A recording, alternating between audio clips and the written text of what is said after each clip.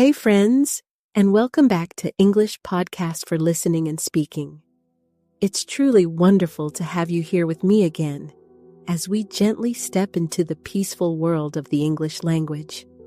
This space, this quiet time we share, is crafted to be a calm haven for you, a place where learning doesn't feel like a rush, but rather like unwrapping a warm, comforting story, one soft word and gentle phrase at a time.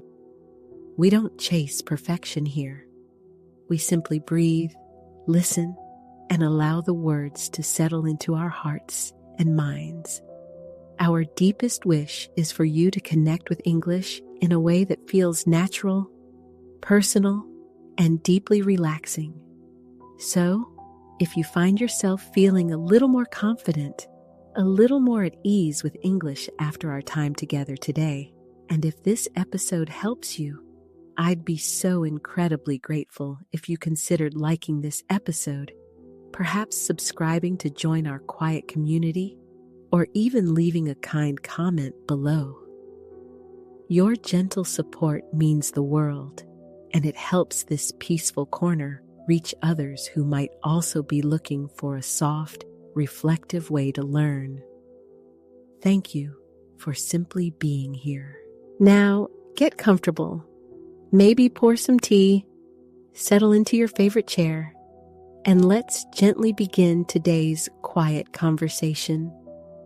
Have you ever found yourself sitting alone, perhaps looking out a window as the rain falls, or watching the sun set, and a feeling washes over you? Maybe it's a gentle warmth, a quiet sadness, or a subtle sense of peace. In those moments, it feels so natural to simply feel.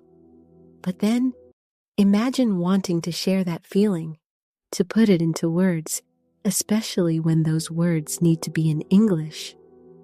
It can feel a little bit like trying to catch mist in your hands, can it? How do we take something so personal, so internal, and express it clearly, kindly, and truly in a language that might not be our first?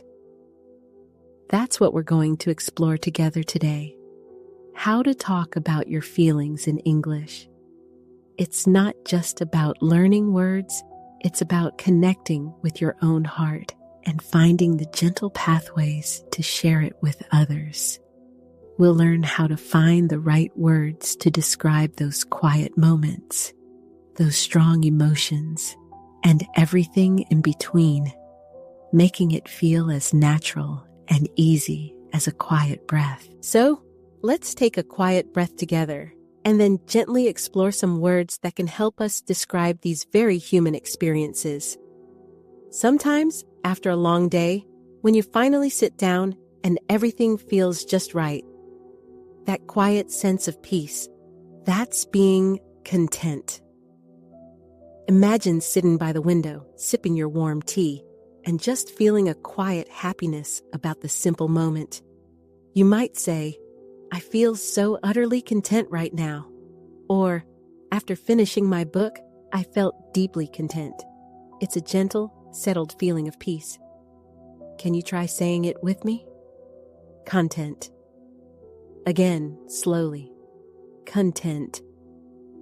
On the other hand, sometimes life throws a lot at us, doesn't it? Many tasks, many feelings, all at once. When it feels like too much, when your mind is full and you don't know where to start, you might be feeling overwhelmed. Perhaps you have many emails to answer or many things to prepare for a trip. You could sigh and say, "I feel a bit overwhelmed with all these tasks today."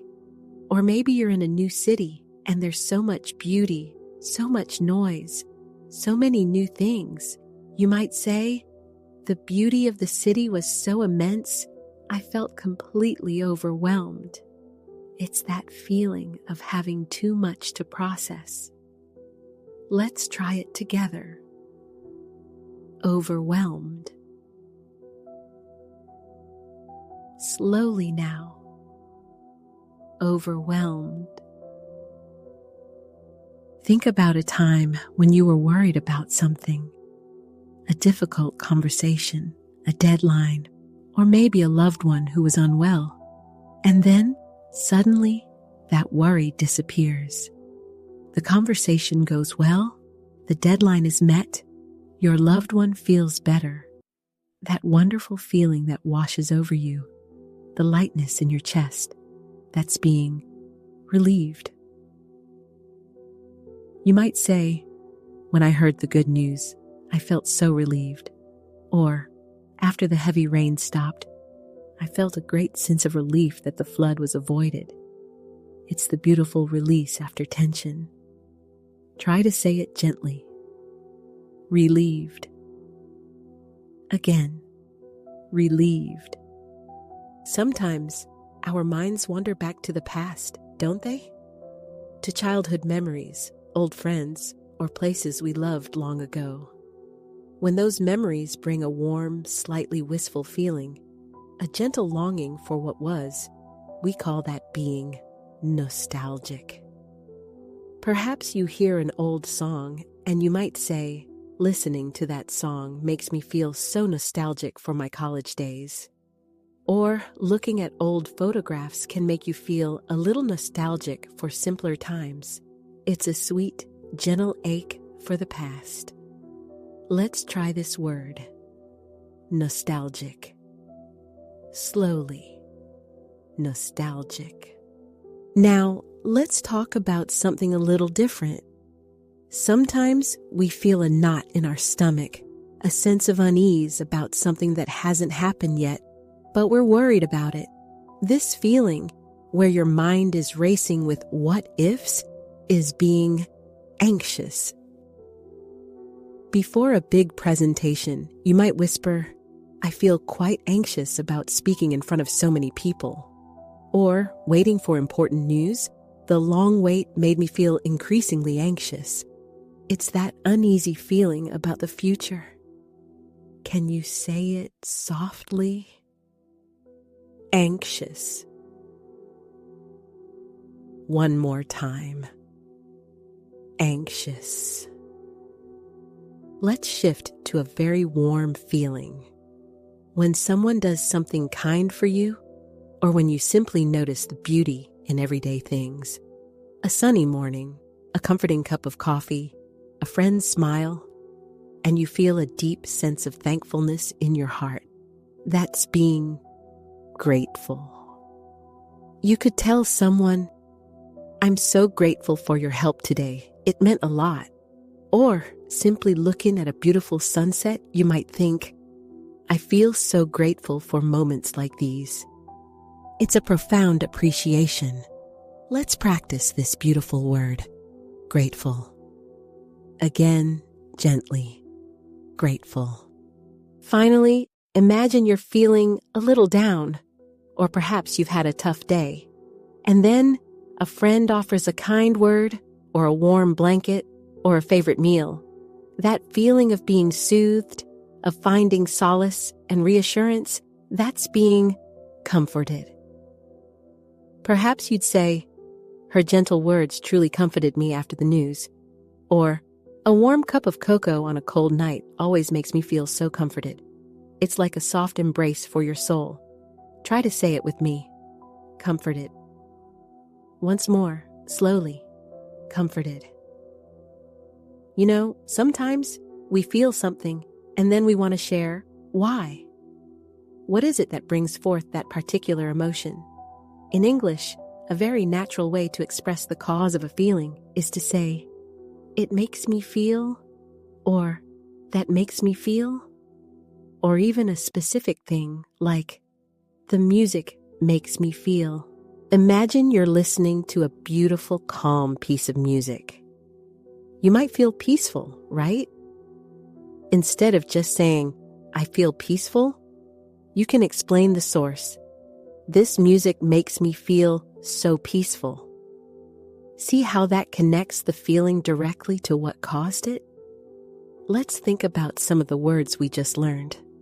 For example, content.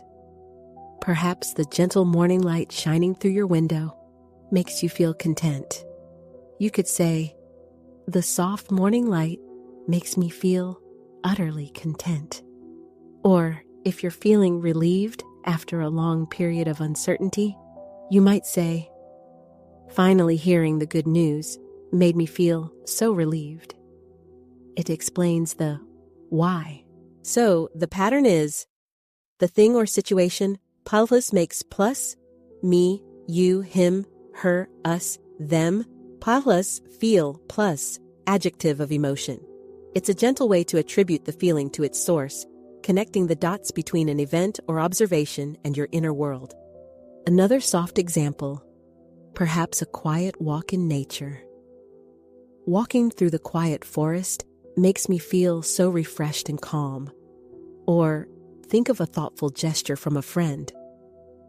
Her unexpected kindness makes me feel incredibly grateful. This structure helps us to be more specific and share a fuller picture of our emotional landscape. It's not just "I'm happy," but "this warm cup of tea on a cold day makes me feel happy and comforted." Now, let's turn our attention to feelings that aren't just in this very moment. Sometimes, a feeling has been with us for a while, or it's an experience we've had many times in the past, and it still feels relevant now. For this, we often use the present perfect tense. You might hear, "I have felt," or "I have been feeling." When we say "I have felt," followed by an emotion, we're often talking about an experience that happened at some point in the past, and it's relevant to the present. For example, I have felt overwhelmed many times when starting new things. This means it's not happening right now, but it's an experience from your past that you remember and acknowledge. Or perhaps you're reflecting on how you've experienced gratitude. I have felt truly grateful for small acts of kindness throughout my life. It's about a feeling you've encountered before, and it's part of your ongoing emotional history. Then there's "I have been feeling." This form, the present perfect continuous, suggests that the feeling started at some point in the past and is still ongoing right now, or has just very recently stopped. It emphasizes the duration of the feeling. For instance, if you've been a bit worried for a few days, you might say, "I have been feeling a little anxious about the upcoming decision all week." Here, "all week" shows the duration. Or, after a challenging period, you might reflect, "I have been feeling more relieved since the problem was solved a few days ago." And that relief is still present now. Let's try a few soft examples for these. Imagine looking at old photographs. You might say, "I have often felt so nostalgic looking through these old albums." This describes a recurring past feeling. Or, if you've been consistently experiencing a feeling, like that quiet happiness we called content. Lately, I have been feeling quite content with the simple rhythm of my days. This tells us the feeling is continuous, not just a fleeting moment. Another one. Since finishing that big project, I have been feeling incredibly relieved. The relief started when the project ended and is still very much a part of your present emotional state. Both "I have felt" and "I have been feeling" allow us to paint a richer picture of our emotional journey, extending beyond just what we feel right now. They help us connect our current self to our past experiences and ongoing states of being. Remember, these patterns simply offer more ways to gently open up about the beautiful, complex tapestry of our feelings. Now, let's bring it all together. This is your turn to gently practice, to let these words become a part of your own voice. We'll use some of the words we explored earlier, like content, relieved, anxious, grateful, and nostalgic. and connect them with those helpful grammar patterns. It makes me feel, and I have felt, or I have been feeling. Let's try a few sentences. I'll say them slowly, and I invite you to repeat them softly with me at your own pace. Don't worry about perfection. Just feel the words as you say them. Here's the first one. The quiet morning makes me feel so peaceful and content. Take a moment. Repeat that with me. The quiet morning makes me feel so peaceful and content. Another one. I have felt a deep sense of gratitude for small acts of kindness. Let's try that together. I have felt a deep sense of gratitude for small acts of kindness. Notice that long ah sound in gratitude. Now, thinking about those ongoing feelings. Lately, I have been feeling quite refreshed after my morning walks. Say it with me. Lately, I have been feeling quite refreshed after my morning walks. Here's one more. Hearing that old song always makes me feel wonderfully nostalgic. Your turn. Hearing that old song always makes me feel wonderfully nostalgic. Very good. You are doing beautifully just by trying. Now, I'd like to offer you a few gentle prompts. There's no pressure to answer them aloud if you're not comfortable, but perhaps you can think about them or even whisper your answers to yourself. First, consider this. What is something in your daily life that truly makes you feel content? Think of a small thing, maybe a cup of tea or a quiet moment. What makes you feel truly content? Next, can you remember a time when you felt incredibly relieved? What was it that brought that feeling? You might start your answer with, I have felt so relieved when... And finally, thinking about how you've been lately. What is one emotion you have been feeling quite often this past week? Is it calm? Is it a little anxious? Is it hopeful? Just notice it. Perhaps, I have been feeling, and then fill in that feeling. If you enjoy writing, this is also a wonderful opportunity to practice in a journal. You could write down your answers to these prompts. Writing about your feelings in English, even just for yourself, can be a deeply comforting and effective way to practice. It allows you to explore your inner world with new words, building that gentle bridge between your emotions and the English language.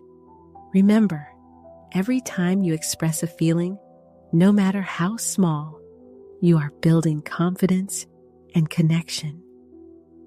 And so, we come to the end of our time together today. As we've explored these words and phrases, I hope you felt a gentle connection with your own inner landscape, and perhaps a deeper connection to the English language itself. Remember that quiet moment we talked about at the beginning? Maybe you poured a cup of tea or simply settled into your chair.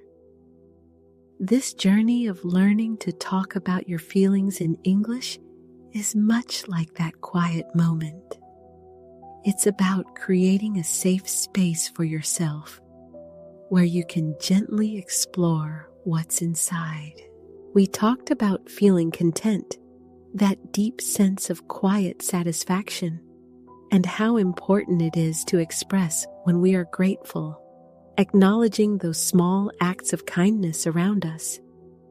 Each time you put a word to a feeling, you're not just learning English, you're also understanding yourself a little better and opening a pathway for others to understand you too. Thank you so much for joining me on this gentle journey today, for your quiet presence, and for your willingness to explore these feelings with me. If this helped you feel more confident in English today, I'd be so grateful if you shared it with someone learning too. Until next time, take care of yourself and keep learning.